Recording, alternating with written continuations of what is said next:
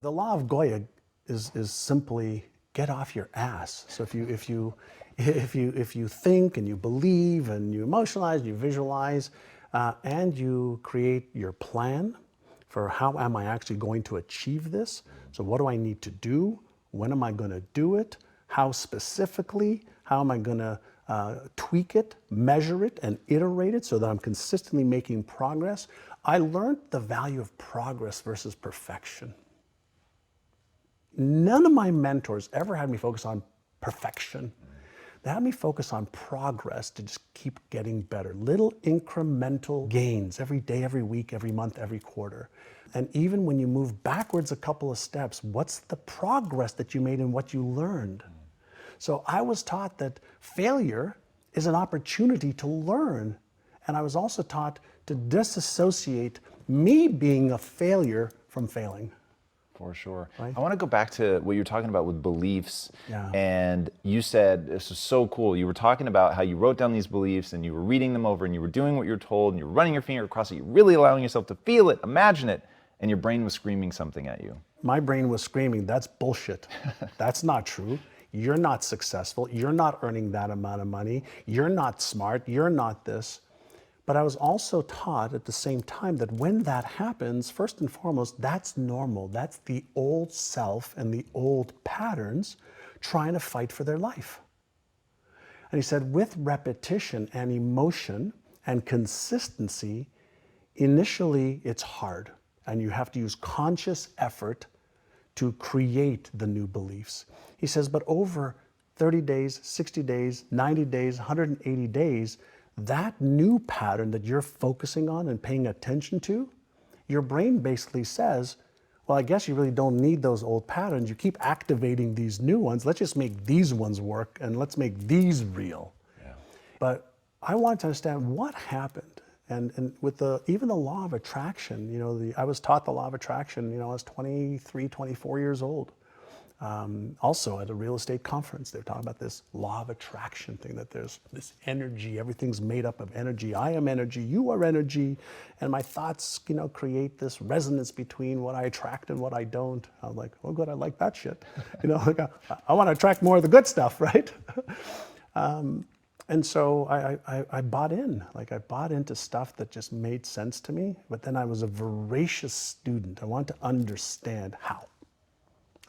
Explain to me how it works. If somebody tells me visualize, I go, why? How does it work? If you ask me to visualize, why does it work? Why should I invest my time on that versus something else? If you're asking me to use affirmations, how specifically, why, how does it work? If you're asking me to emotionalize, well, what's happening in me that tell me I need to create these false senses of feelings? I want to know why it works. And why does it work, especially emotionalizing? I think that's something that people hear a lot. I talk a lot about embodying something, really feeling it. Yeah. But why does it work? Great question. It has to do with circuits in the brain and neurochemicals that are released. And so when we feel something, chances are that we're going to release dopamine in the brain, the feel-good neurochemical that activates the reward center of the brain. And chances are if we feel that and we have this positive emotion around it, and that neurochemistry is flooding our brain and our body with feel-good chemicals, we're actually activating the motivational center of the brain. And so when we visualize, when we set a goal, when we take an action step, when we emotionalize, when we read our goals, the initial flood of neurochemicals, dopamine, serotonin, feel-good chemicals, and then if we share it with a friend, oxytocin, those three neurochemicals, those are the neurochemicals of goal achievement. But then there's the other side of it, the other circuits of fear, of stress, where norepinephrine, cortisol, or epinephrine, the stress hormones can be released as well. And so I'm fascinated, and I want to teach people the stuff that we've learned about beliefs, self-esteem, self-worth, fears, and the stuff that really holds people back. Because all the how to get healthy and stay healthy, we know. How do I build a business and sustain it? We know. How do I get into a relationship and make it successful? We know. We know most of the how-to for anything that anybody wants to do in this time frame that we live in. So the how-to is the easiest part of the equation. So the harder part of the equation is, why am I not doing the things that I know I should be doing? And why am I not doing the things that I could find out easily how to do? Let's talk about that. So in your real estate company, you said, I'm giving everyone the same training, they're reading all of the same books, and yet they're not getting the same results. And it wasn't like, oh, well, the smart people are doing better than the dumb people. You said sometimes it was people that you were like, God, in real life, this guy's not that bright, but he's crushing it. So what ended up being the difference between the people who didn't do anything with the information and those that did? So this is going back sometimes, I think in 1992, we were stuck, but I knew there was more possibility. There was room for growth.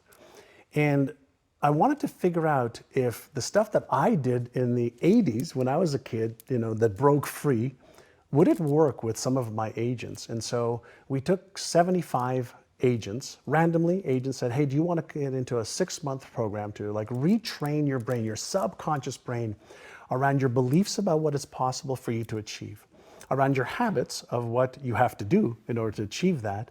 And we focused on retraining their subconscious mind. And so for 6 months, they had to go through a process of listening to certain audio tapes, reading certain materials every day, and following the process of training their brain, specifically their subconscious brain, which controls 95 to 98% of all of our thoughts, emotions, and behaviors today. And within 6 months, that group increased sales by $100 million. Jesus. $100 million. And I said, holy shit, right? This is working. And so we started to teach. Some of what we teach now in NeuroGym, actually now we have the technologies, we have the systems that are far better than what we did back in the 90s. And we went from 1.2 billion to 4.5 billion a year. And it wasn't because we taught them any more skills to be real estate agents. We taught them how to change the way they thought about themselves. We taught them how to change their habits. Wow. Our agents who made $750,000 or more were in front of a client 75% of the time.